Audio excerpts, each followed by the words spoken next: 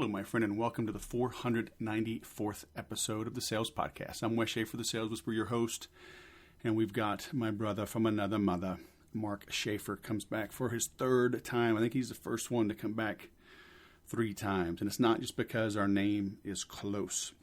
He's just a great guy, smart marketer, prolific author. He's got a new book out, which I am really digging. Cumulative Advantage, How to Build Momentum for Your Ideas, Business, and Life Against All Odds. Rather good timing. He had, he started writing this before, COVID came out, and we talk about the timing of it, and it's rather fortuitous. He got COVID last summer. We talk about that. He documented it, and he's older than me. If I had to guess, I'm almost 51. I think he's 10 years older. It hit him pretty hard. I think he said he had a fever for like 15 days. But he was able to document the whole thing, so he wasn't terribly sick, but he didn't breeze through it like my kids. I had a fever for 5 days, was sick for 5 days before that. Felt like a sinus infection. But we get into that, how he recovered, lessons learned. But, from a sales and marketing standpoint, he's just full of wisdom. You thought I was going to say full of it. No, he's one of the few guys that aren't full of it. Seth Godin says all marketers are liars. I would say all marketers except Mark. So you are in for a treat. I've already checked in for my flight heading to Austin tomorrow. Go see my mama. Actually, as this gets released, I will have already been there and actually almost on my way back. So I'm going out to see her for her birthday, and then she's coming out to see us. We've got 5 April birthdays, starting with mine in early April, and then we've got 4 within 8 days. So, something about July, but I'll let you do the math. So fun times coming up in April. As soon as I hit record on this, heading to my noon no-gi jiu-jitsu rolls on Tuesday is what we do. Take advantage of the rebranding and updated content in the Sell More of Everything course, sellmoreofeverything.com. 30% off. If you enter promo code MARCH, you'll get 30% off. Part of the rebranding celebration. I'm working with a new guy. We'll be doing a promo on some of my consulting and then eventually get down to a big promo on the course. But it won't be as much of a discount as that is. So the longer that goes, then the less I discount it. So if you're interested, you can join month to month or for an entire year. And with the year, you save even more money. So there you go. Sellmoreofeverything.com. Go do that and then come back and listen to this interview with Mark Schaefer. Mark Schaefer, my brother from another mother. Welcome back to the Sales Podcast. How the heck are you? I could not be better. And I'm serious. I know. We were talking earlier. We both got tiger blood from the COVID and lived to tell about it. So hear me roar. Hear us roar. So, man, if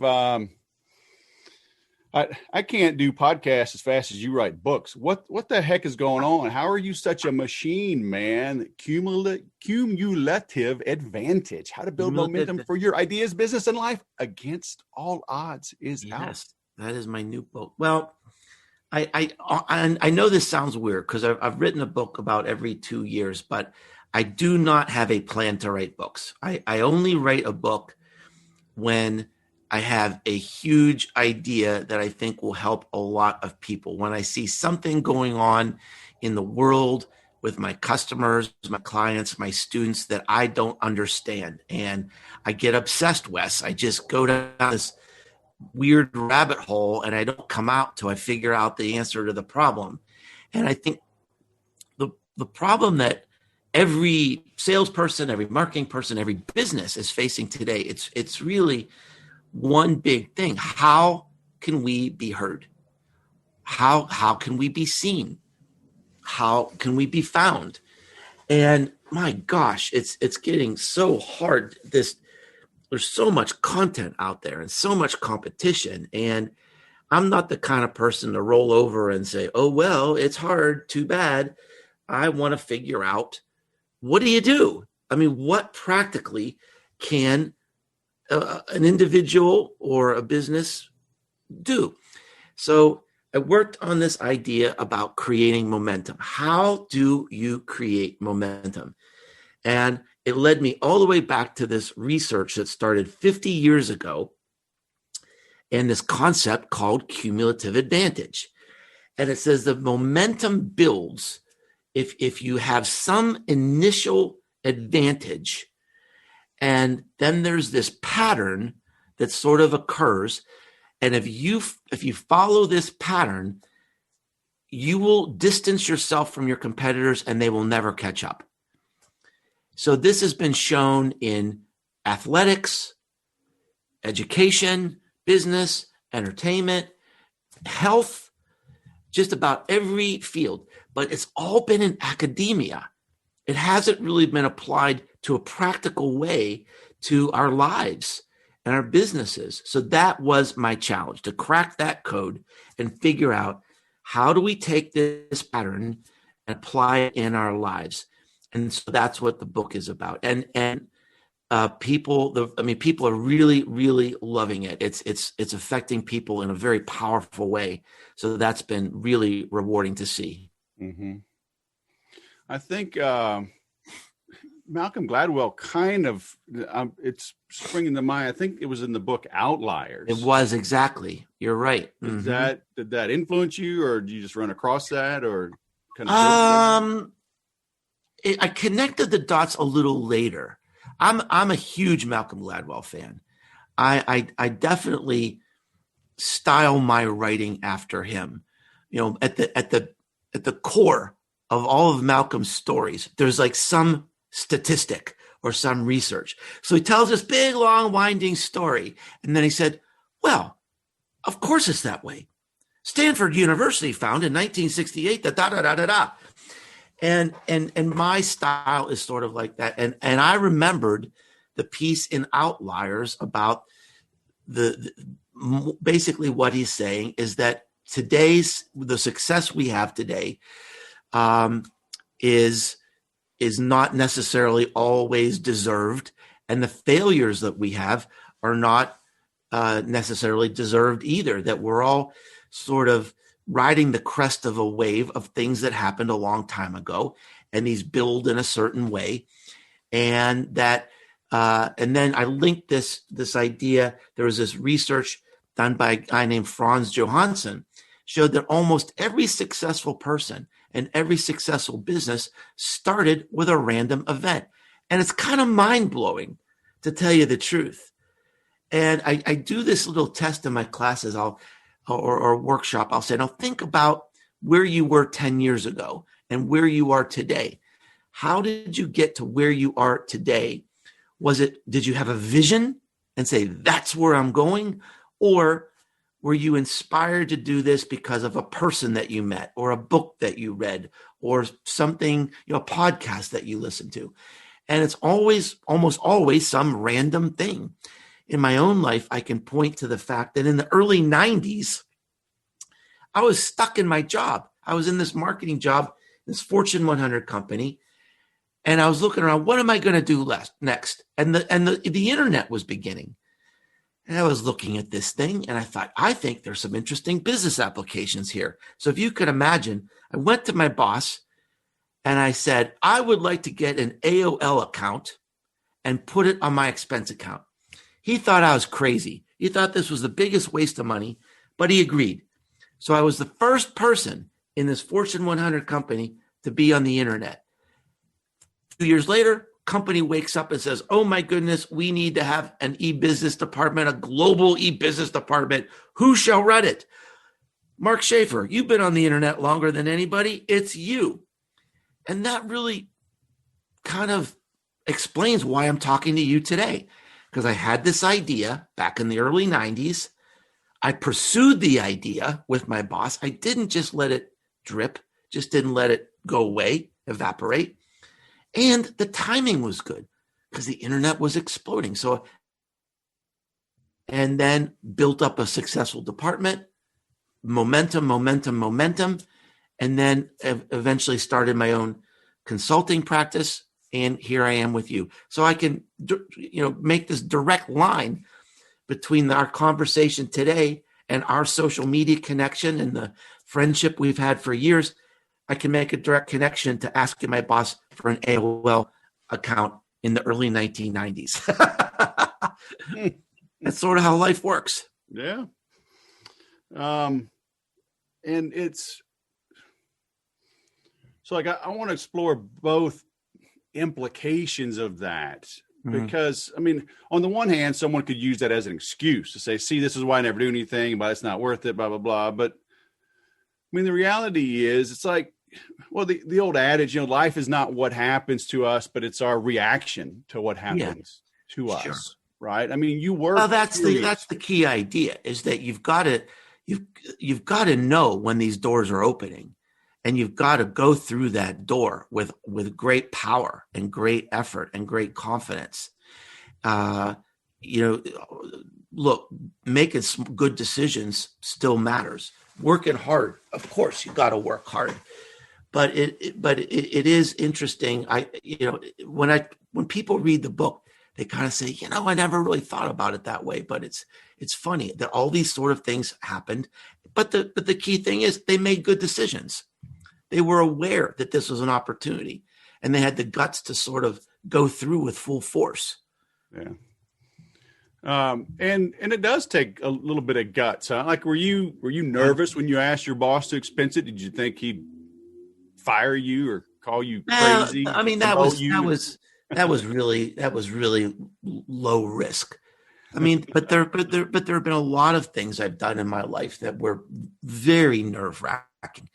Well, look, I'll tell you something, Wes. You know what's the most nerve-wracking thing a human being can possibly do, I think, is write a book.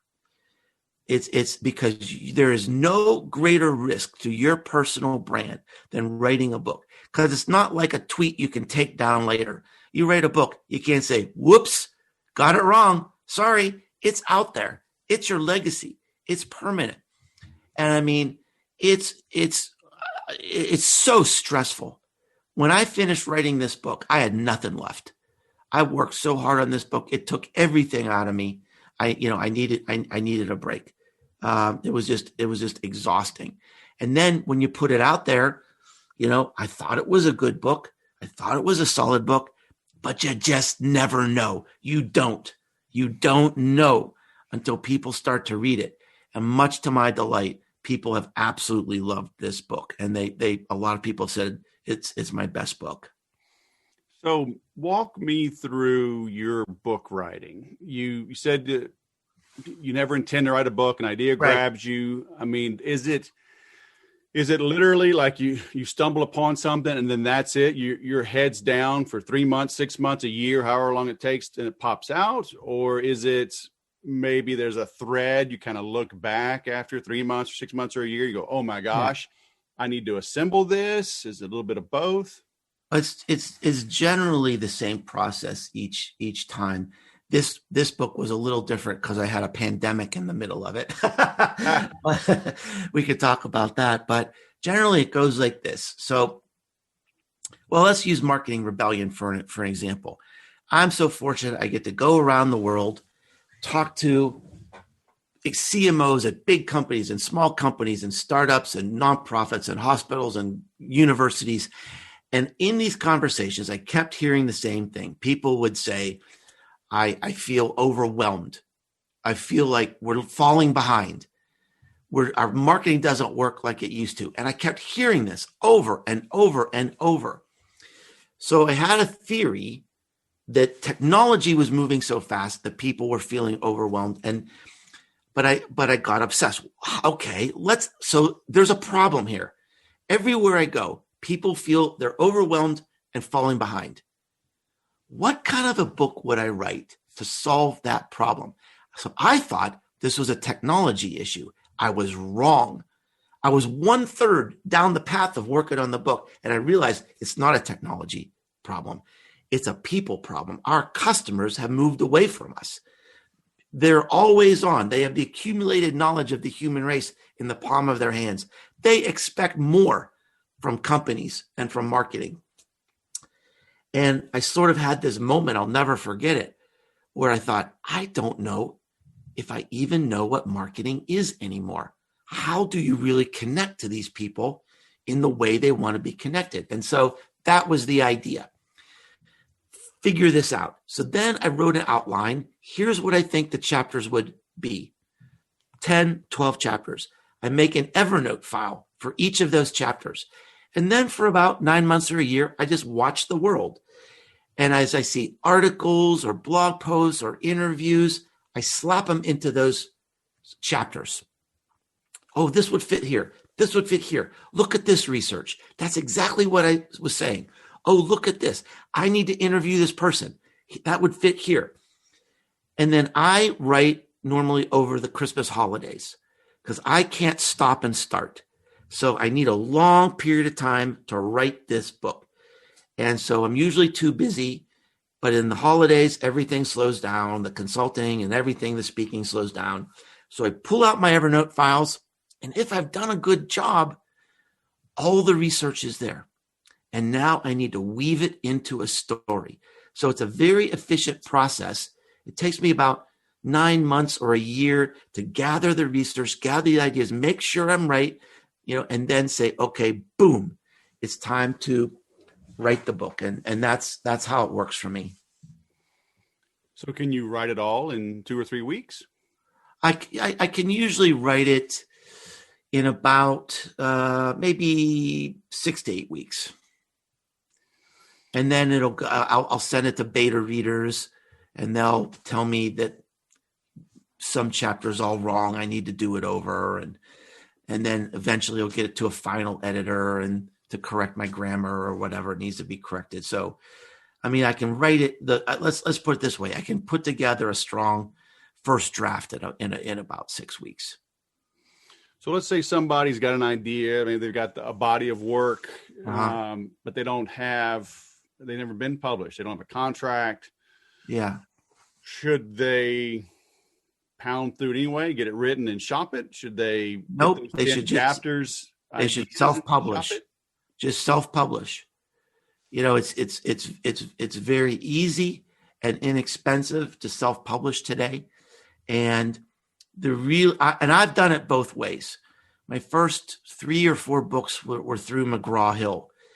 And I was very lucky to have that experience because that was the tail end of the heyday of traditional publishing. Then traditional publishing with the internet began to die. And I don't even, look, you publish through one of those big publishers, they're not going to promote your book. They're not going to support you. They're going to take most of the money, and they're going to expect you to sell 5,000 copies, which is really hard. If you can sell 5,000 copies, then why do you need a publisher? Instead of making $1 a book, make $8 a book and just self-publish and do it yourself. And there's other advantages. You own that property. You own that work. If you go through a publisher, you don't own it. They own it forever and can do whatever they want with it. And I've had some bad experiences with that. And it also gives you flexibility because if you self-publish, you can buy as many books as you want for $3 or $4 a piece. The books that I published through McGraw-Hill, if I wanted a case of those books, I'd have to go to Amazon and buy them. Same price as everybody else. Wow. So there's a lot of advantages to self-publishing, and it's really not that hard, and it's not that expensive. Cool. So your book, Cumulative Advantage, life again against all odds. So did you know we were going to have the toughest of odds coming at us? So this would have been what, Christmas of 2019? Is that when you were putting it together? Well, actually, because of different things that were going on in my life, I actually started writing this in the summer of 2019. Started putting together some ideas, and then had about 3 or 4 chapters written, and the pandemic hit. And so I sent the chapters. I mean, not only the pandemic, but we had political discord. We had social justice protests. The streets are burning. People are dying in hospitals with the pandemic. Everyone's locked in. And I'm thinking, what am I doing writing this book right now? So I took some of the chapters that I've written and I sent it to this friend of mine it's a very, very brilliant man that I trust. And I sent him these chapters. I said, is this still a book? And he read the chapters and he sent me an email back and said, YES in capital letters and 3 exclamation points. He said, not only is this a book, he said, this is your legacy. This is going to be the best book you've ever written.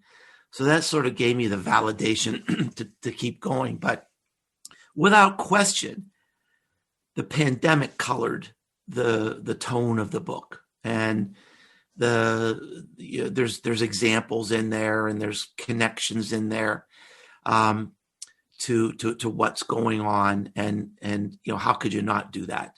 Mm-hmm. So the pandemic and look, it's right now, the entire process is now I'm in the marketing of the book, and it's difficult to market a book in the pandemic too, right? We still have 20 million people unemployed or underemployed, and people are still watching their money, and they don't have as much time to read books because they're working at home and homeschooling their kids or whatever else is going on. So I mean, it's taken a toll on every aspect of the process. But for me, it's an idea I had to get out. The time is right to get it out. So, ship it. Ship the work. It's time to ship the work and see how it goes. And luckily, it's been going really well. So you started writing it before COVID. You finished it during COVID, right? Right. How much did you have to go back and rewrite, or did you realize you were already onto something and it actually had prepared you for what was coming? Well, the funny thing is the against all odds part. I had it in the title even before the pandemic because life's hard. I mean, life is really, really hard. And we're at a point in this world where even if we're doing our best work, even if we're great, we're still being buried. It's just almost not fair. I can remember, Wes, you might even remember this. I wrote this blog post in 2014 called Content Shock. It was a really famous post. Mm-hmm. It literally went viral, was shared thousands and thousands of times. I had thousands and thousands of comments on this thing. And a few weeks after I wrote this post, I Googled it. Content shock. This is a word I made up. I wanted to see who else is writing something about content shock. I couldn't believe this. I was third in the search results. Now, how is that even possible? I made it up. I was the author of this post. And what happened was the most powerful content didn't move to the top. The most powerful websites did. So these are websites that mentioned my post and mentioned this idea, but they were more powerful than me and they got the credit. So it's like, wow, what do you have to do? What do you have to do to stand out in this world? And that's just one example, but there are elements that surround us in many aspects of our life where you just think, oh my gosh, what do I need to do? And so my take on it was, look, when great isn't enough anymore, what do you do? And the problem that I solve, I think, with this book is momentum. How do you create momentum? And I went back to research that started in the 1960s. I discovered this research and this pattern, and I think it fits. I think it's the right idea for our times. So somebody's going to be listening to this saying, great, 10 years from now, I'll have momentum and I'll be rich and famous. Right now, I'm eating beans and weenie. So is that just part of the hard life? You might as well get started because it may take you 5 or 10 years. So, when's the best time to plant a tree, right? Yeah. When's the best time look, to start your business? there is an element of that, and that's the connection really between this book and that other book I wrote called Known. And in that book, it was about building your personal brand. One of the things I mentioned in that book and in this book is that these things, momentum, success for your personal brand, it is not an overnight success. It just isn't. And I tell a story in this new book about I had a chance to hang out backstage with the Black Keys, very famous rock band. Now, when I hung out with them, they were just on the cusp of big fame. They just released like their big breakthrough album, and everything was going nuts for them. Now, when I saw them, they were still playing a venue, maybe 2,000 people. So I asked Patrick Carney, I said, what was the catalytic event? What was the thing that just made you burst on the scene finally? He said, there wasn't one. He said, we've been touring for 7 years.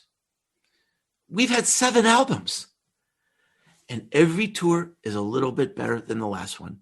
And every album is a little bit better than the last one. It's just steady, steady work. Steady, steady progress. You know this. If you look at your podcast downloads for your show, right? They go up, up, up. There's no big spike.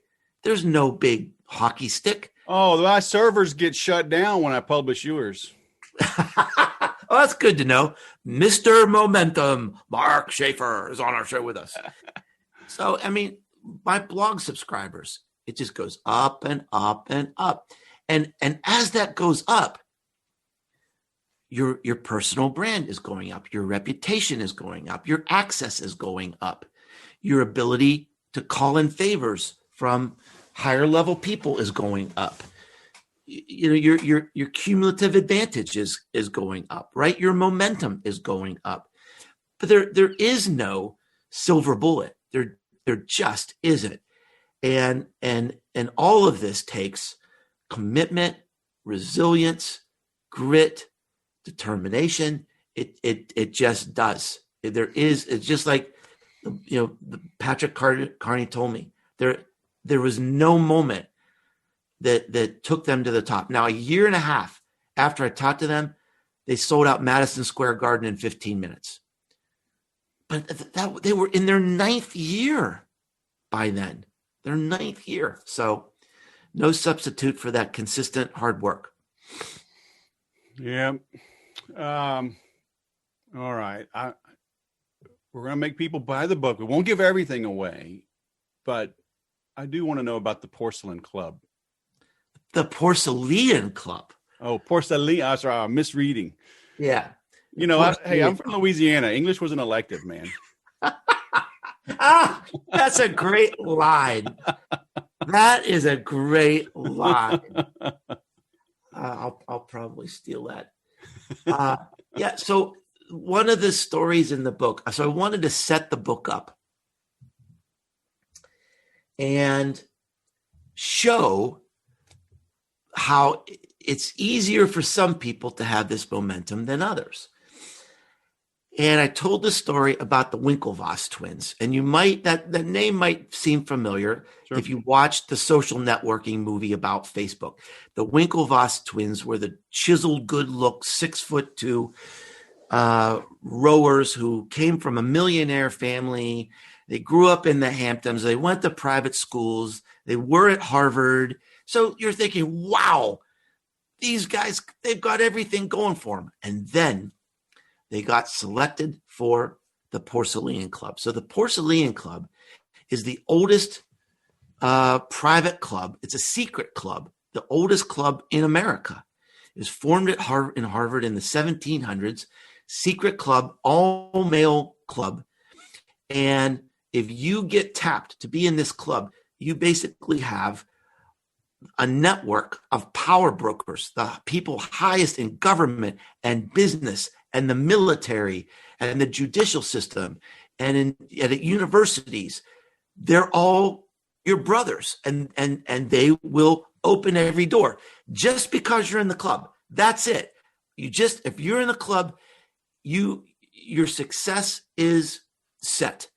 There's even sort of a rumor that if you don't make $1 million, your first $1 million, by the time you're 40, the Porcelain Club gives it to you.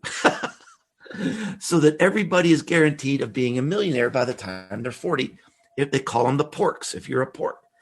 So it was my way of telling this story to say, you just look at their lives and just boom, boom, boom, boom, boom. And then if you can imagine, they were training for the Olympics.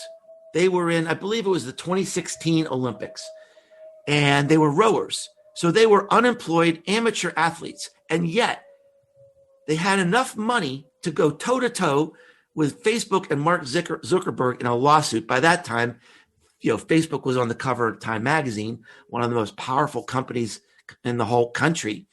And they were able to basically get them into a corner and get a huge settlement from Facebook. They took part of that in stock. 3 years later, it's worth $500 million. And it's just like, oh my gosh, there's just no way these people can lose. Now, I come from a family of plumbers. I went to West Virginia University, and you know what? I paid for my whole tuition. The reason I went to West Virginia University is I couldn't afford to go anywhere else. But I've created momentum for myself. I've been successful. I've been able to go through these doors of opportunity. I've been able to make smart decisions, take risks, connect to people who can help me, and build momentum really on my own terms. And that's the point of the book, is that, look, very, very few people have life handed to them like that, like the Winklevoss twins. Most of us have to fight and scrape and figure out a way to go forward. And what this book does, it shows there's a pattern. There's a path that you follow to create this momentum. It doesn't have to be all random. You can, and here's what I guarantee. When people read this book, they'll never see the world the same way again. When you meet a new person and they start telling you about the success of their business, you'll hear, aha, that was the initial advantage. Aha, that's the seam they went through. Aha, that's how they got awareness. Mm-hmm. And you start to see this pattern in people's lives, in businesses, and you'll start seeing the world through a lens of cumulative advantage. Yeah, that's awesome. Going back to West Virginia, or even at your Fortune 100 company in the 90s, I see two common threads or themes, if you will. Like some are like, at an early age, I'm going to, create a cure for cancer. Yeah. Others are like, I don't know. I just want to give my kids a better life than I got. Yeah. Like not very specific, but specific in a way. Right. Wow. So how precise, how specific should you have your goals? And do you have do you want to sell a billion books and help 1 million people become, millionaires, or is it just, I want to have a better business. I want to make a dent in the universe, however that may come to pass. You know what I'm saying? I think it's a really great question. I hadn't thought about it that way before, but I think it could go either way.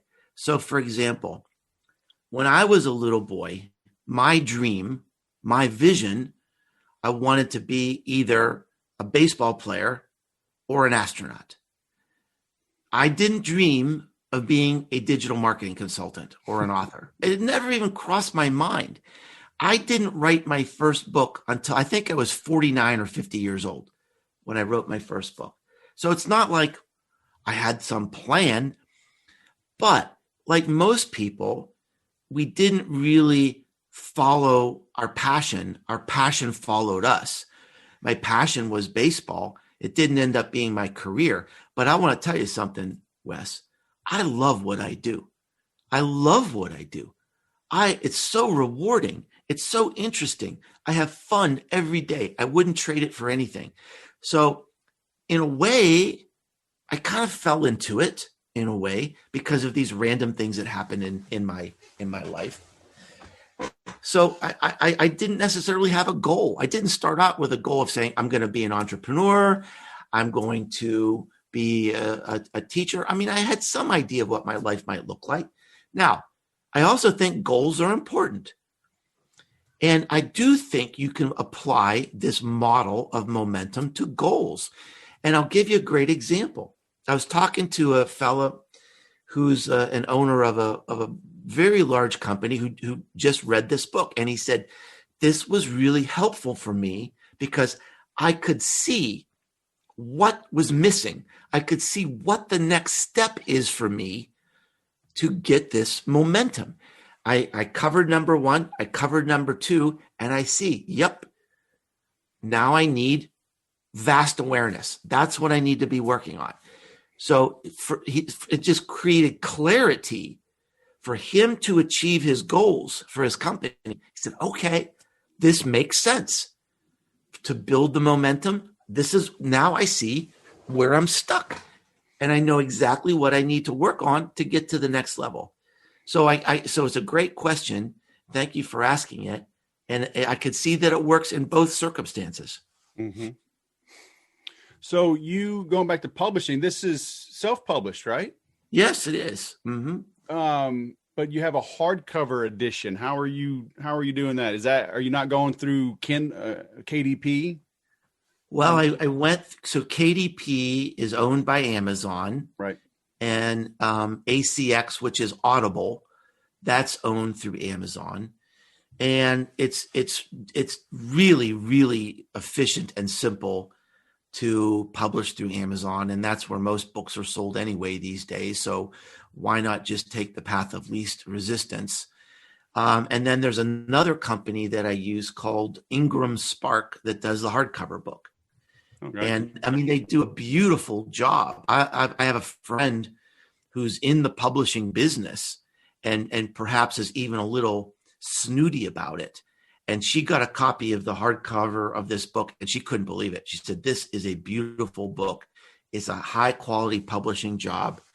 And so really there's not a downside to self-publishing today. It takes a little more effort, of course, but for me, it's sort of a fun, creative project to see the layout come together and the cover come together. I don't do these things, but I just find people who can help me, who can do a good job.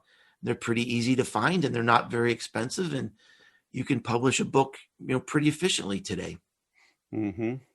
Yeah, that's cool. Very nice. So where should we send people? Just send them to Amazon? You want them to go to your website? Well, both places you can find interesting things. Amazon, of course, you can find my books, audio, paperback, hardback, Kindle, whatever, your preferred format. Now, if you go to my website, which is businessesgrow.com, right on the front page, on the landing page, there's a great big banner for the book. You can click that. And on that page for the book, there's free stuff. So, for example, there's a workbook. If you want, it has chapter summaries. If you want to use this with your team, if you want to think this through a little more deeply for your business, there's study questions that go with the book. There's additional material that I'm writing after the book that's available there. There's a free video you can download. And all these things, I don't even ask for an email address. Just go take it. If it can help you with your business, go for it. Very cool. And I made the mistake the first time you were on, because I'm linking to your past appearances. So you were on 241 back in the day, and even 129 before that. So wow, you're like a staple around here. What number is this one? This one is going to be roughly 496. Wow. Maybe Boy. up or down one, but yeah. Well, congratulations. What consistency. That's Yeah. wonderful. Yeah, we're in the ninth year of our podcast. Nice. And it just, again, it just grows a little over time, and you just keep sticking with it. But it still brings me joy. I have fun every time I do it, and I think that's important because, and obviously, you love talking to people, you love learning new things, and that comes through. That joy comes through, and that's why people love your show, Wes. Yeah, thank you. But I was going to say I mispronounced your website because it's plural, right? Businesses Grow. Yeah, a lot of people make that mistake. See, I thought I was being smart because I didn't call it Schaefer because nobody can spell Schaefer. Oh my gosh. There's 10 different ways to spell Schaefer. I know. Or more, as you know. So I thought, well, no one would ever find me if I make it Schaefer something. So I intentionally made it Businesses Grow because I figure everybody can remember that. And usually they can, but I do get a lot of business grow instead of businesses. Yep. Yeah, businessesgrow.com. And that's where you can find my blog, my podcast, my books, and really lots of cool free stuff for businesses of every size. Yep. I get Shaver. I get West. Oh, West like East? I'm like, my name is not West. Yeah. Anyway. Yeah. Schaffer. Oh, why do we have to end this on such a down note? Man, come on. I was all happy till now. Oh. I know. It's so fun. I'm like, come on, man. Schaefer beer, Schaefer pens. Come on, get with the program. Yeah. Oh, well. Yeah.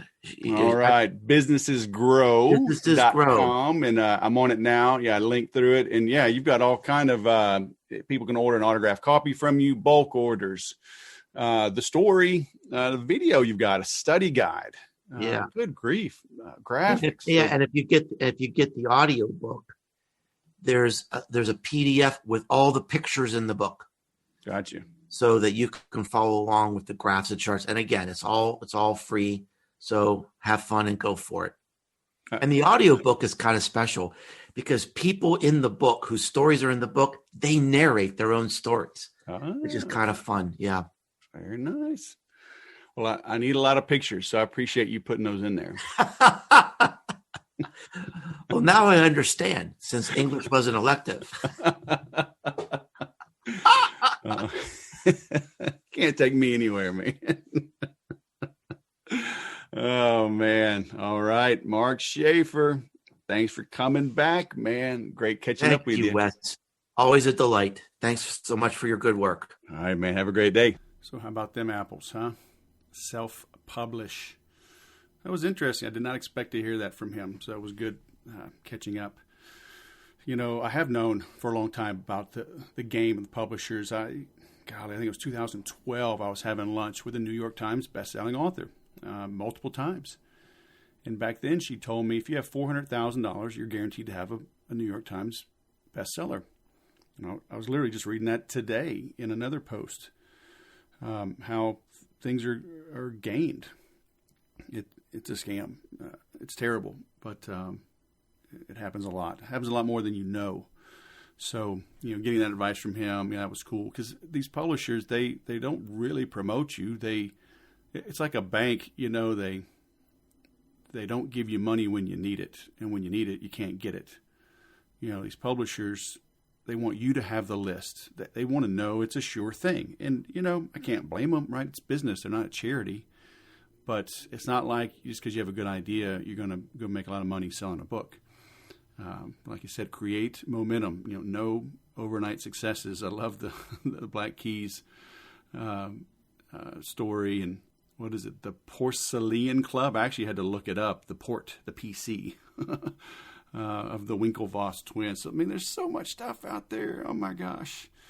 But get Mark's books. Follow him.